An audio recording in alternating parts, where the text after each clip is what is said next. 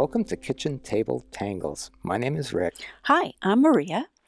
and today I'm going to sort of lead a little walk through, be a little tour guide in an adventure of proportions and tessellations, and which I'll explain later, and Geometry. paradox and Yeah. geometry. And this has a lot to do sort of with Maria's and my history of when we first met. One of our favorite conversation topics was geometry. And what I'm doing here It was very is, romantic. and it still is, I'm using a compass on an opus tile, a gray opus tile. And if you make a circle and put the point of the compass at the intersection of every circle, all of the elements line up, and just have to be very careful. And I'm, doing it on even out to the edge there, and the where the center of one compass touches the circumference of the other circle is the whole key to doing that. So I'm laying out this lovely grid of this flower of life in pencil. So there that is. And now I'm taking a blue micron, and I'm going to pick out of that lovely patterned background a couple shapes, or actually one shape, and I'm going to highlight that by drawing outlining it with the blue micron. Sort of like a triangle, Yeah, just sort of kind of like round. a convex triangle. And I'm just going to only put those in. And you could think of this as a type of fragment and reticula. So what I'm creating is a reticula based on that underlying structure of the overlapping circles. And you'll see that when I put those together, there is a concave triangle that appears between them. So we have these two shapes that repeat themselves over and over. And within those, I'm now going to do the Tangle paradox. So paradox is a takeoff from the corner, in this case, and then land on the edge. So I'm going to just go and gradually go down until I hit the other edge. And I rotate my tile each time. That way my hand uses the same muscles for the same stroke. And see, we've got like a smaller one inside the first one. I'm just going to keep repeating that over and over. And as I do it, I am slowly making those lines, they're just naturally getting a little straighter. So as I work on that, the closer I get into the middle, by the time I get there, those lines will be pretty straight. And you'll see that the pencil line, as we do that, just sort of slowly disappears, even though it's there. And again, even though I am doing these really short lines, just so I don't lose my place, I rotate my tile each time. And it sort of adds to the rhythm of doing this whole project. This was also a project about patience, of which Rick has unlimited. And this is, maybe this says more about me than anything else to have even done this, but this has really been fascinating to me, because what we're looking at is using the Tangle paradox within a tessellation, which is a shape or a series of shapes when put together, cover a surface without leaving any gaps. So those expanding triangles and those contracting triangles, or convex and concave triangles, fit perfectly together, and we're simply tangling within each one of them. And then we're going to see what happens. And to me, that is the magic that this tangle reveals under these circumstances.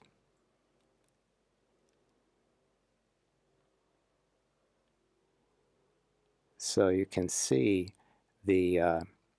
as we finish here, we're getting to the point that another shape is starting to make itself known.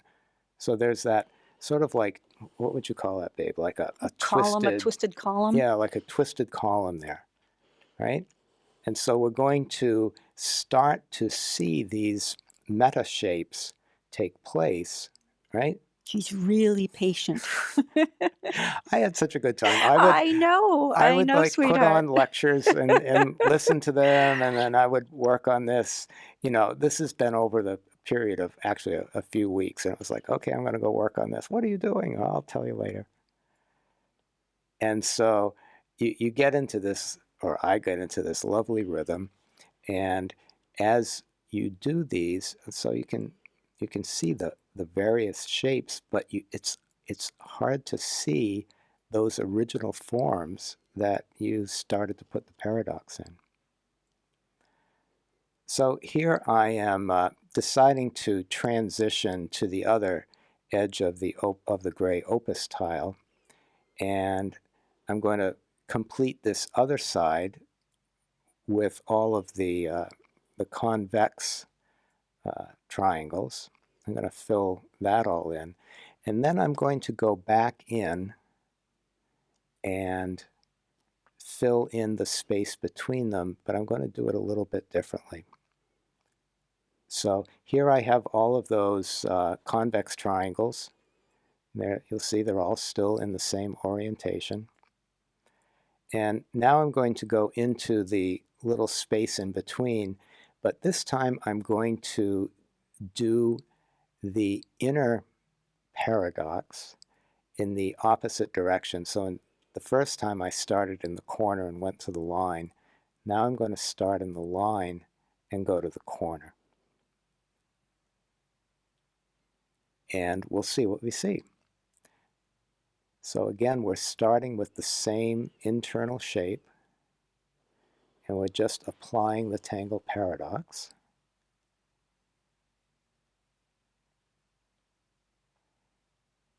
And as I get into the center, I'm, using more straight lines until I'm actually just using the straight lines. And of course, I turn my tile each time.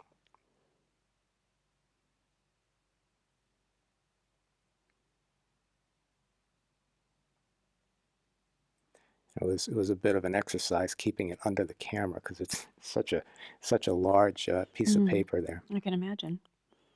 So what you see now, instead of that twisted column coming into view, is you've got this lovely, I don't know, what is that, It's like a ginkgo leaf. like a ginkgo leaf, exactly, which I think is like one of the oldest, or the oldest tree. I love ginkgos. Yes, Maria's been tangling ginkgos.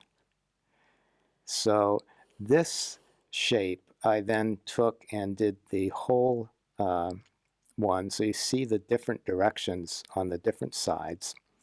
And what I want to do now is just go over a couple things and show you some of the tessellations inside. So here, let's take a look at this.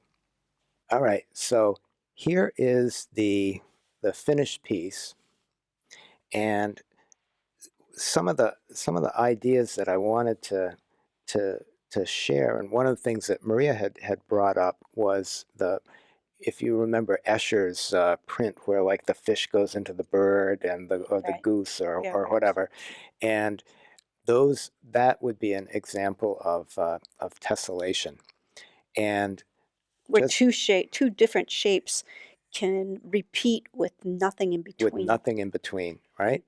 And so what really intrigues me on this is you have this, underlying shape or principle that out of which you can pick these shapes perhaps to isolate and say, okay, well, that's something that's in there. There's any number of them that you could find. It's like ignoring a string. It's exactly like ignoring a string, or deciding which part of the string to Right, use and which part of right. the string to not use. So we picked that, and I made a copy because I didn't want to write or scribble on that. So actually, since you've seen this, Maria had done this table. You got to see these beautiful lettering. See if I can show you. We did this table, and all around the edge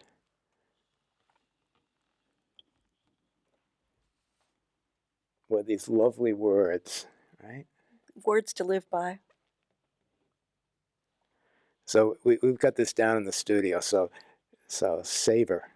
It's a little worn, but you get the idea, right? And I remember doing it in the kitchen, right, with Right, this we did it big in the broad kitchen. pen. It was a friend of ours who was a furniture maker, and he wanted me to do something different for his booth in some big show. Yeah, So I said, okay. we ended up with the table. Yeah. So this is a print. I made a picture and made a print because I wanted to show, if you remember the first one we did, see if I can talk and draw at the same time. But there's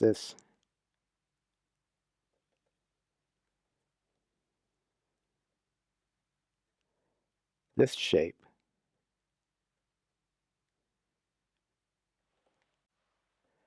There's this shape that actually is its own tessellation throughout this whole area. It repeats.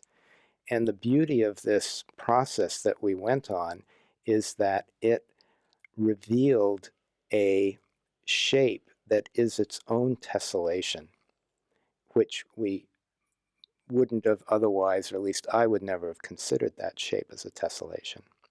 But it also revealed another shape, which is a combination of three of those.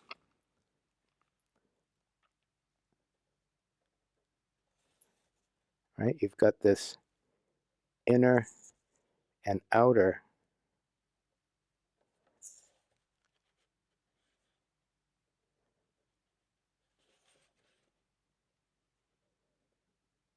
so this shape as well is tessellates throughout this whole area, and you can see.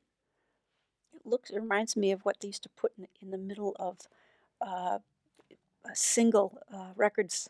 They would put Yes, that thing in the yes. middle to make the hole smaller. Remember For that? the 45s to Yep, play for the on a regular. 45. So Yes, if it had a circle in the middle, it'd look just like that. right. So if any of you have any idea of how old we are, That's now you have no doubt. and so in if you have any time on your hands, then you can. This is a wonderful thing to explore. And so, anyways, so I'm going to just change the. So as I went from this first side, where all of these went in the same direction. So when one paradox is next to another paradox, it creates this sort of, like Maria said, this twisted column effect. So you can try it like with triangles or squares or, you know, any shape next to each other creates this sort of twisted. And then so here we go across, we've got this shape, but when we go to this side and we do this internal square Triangle triangle going the other way, it creates this fan shape or ginkgo. or this ginkgo. Yeah. So for instance, we've got this, and I wonder, I don't think anybody would have intuitively come up with this like lovely natural shape. And this is something, that Maria and I discovered in part of the fascination of this flower of life and these proportions that are shown in here is you will find these in nature, proportions in nature. And this seems like some, ginkgo leaf or some wonderful sea creature Or a toodle. or a It toodle. looks like It, a it toodle. looks like a toodle. So for all of you listening and saying, what? What? look up The Tangle the toodle. Tangle toodle, and you'll see that shape. And I think that, just philosophically, the the presence of this underlying proportional shape, Are you talking about the flower of the life? flower of life, this pencil like matrix here, informs the shapes that come out of it. And you might not at first think that, oh, well, that's from the flower of life, but it is. And it's this use of paradox that shows that. So on this, interestingly to me anyway, on this um, side, we also see that, that 45, 33 and a third, record insert Adapter, yeah. adapter. It's the same shape. And it's the exact same shape, but within it, you have the different components.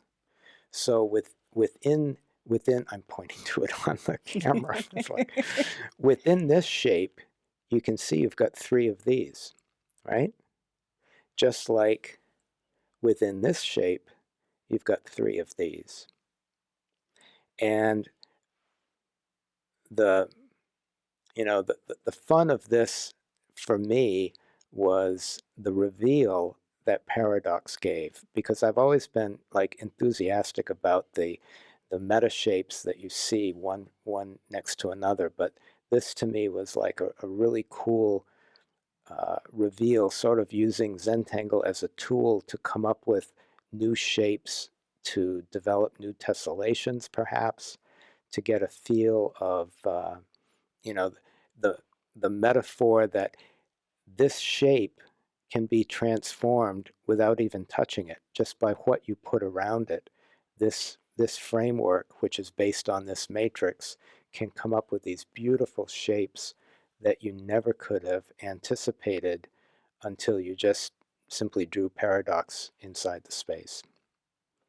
So there you go. There you go. That's what I've been working on these this I was wondering, you were all holed up in your office there, right. very interested, and So at a time when it can, when you need a moment to recharge and get creative and focus, you might find this enjoyable. I'm going to put this on because I Oh would yeah. have really enjoyed having this. These are things that you can look up, which I had to learn about after Rick started teaching me some of this sacred geometry.